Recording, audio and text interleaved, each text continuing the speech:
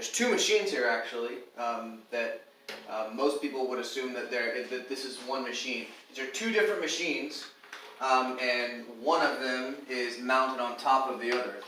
This is a power feeder here, and this that it's mounted onto is called a shaper. And I was always really curious about what these things do and the benefit of them, and if I do want to do woodworking, should I get one?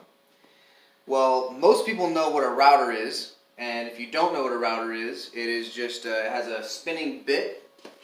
These are a bunch of spinning bits, and you might have a certain profile, and it spins super fast, and these blades cut material out, and it rides along that bearing, so you get a consistent depth of cut, and that's what a router does. A shaper is the professional standing tool version of a router. So you could actually use them both interchangeably.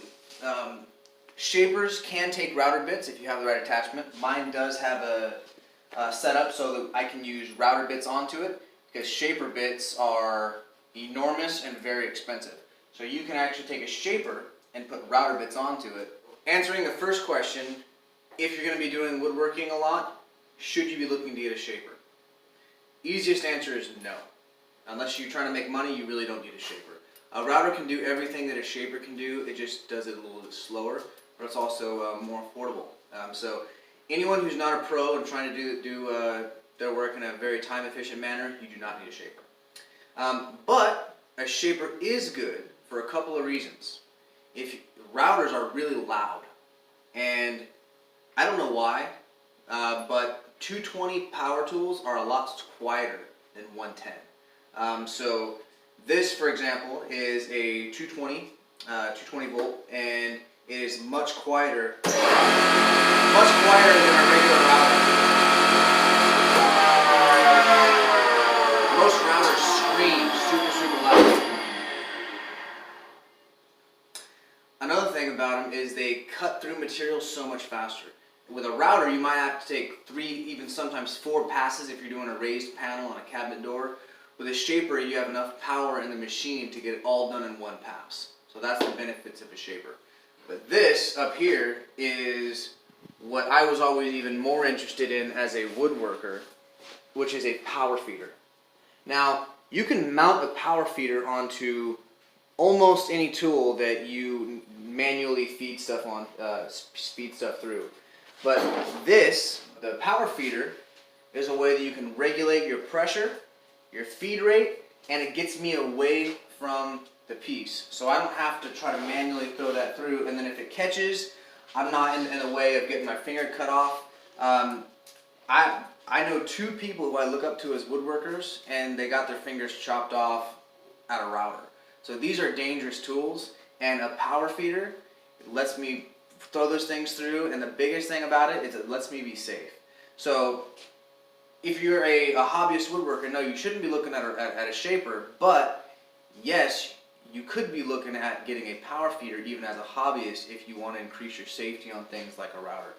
They don't have things like saw stop technology for routers. If you don't know what that is, there's technology where if you hit a table saw blade, it smacks down into the saw and you won't cut off your finger.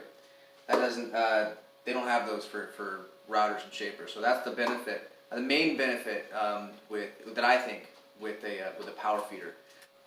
Okay, so when you're setting up a power feeder, mine is already mounted, but you actually want this thing to be facing the fence. So you want it slightly skewed. You don't want it exactly parallel to your fence. You actually want it skewed a little bit so it's actually pushing your piece into the fence. Just slightly, and I actually just do it by eye, making sure that this gap is a little bit less than this gap over here. It's very sharp edges right now, and we're going to throw it through our shaper with our power feeder on it, and it's going to safely put a round over on it.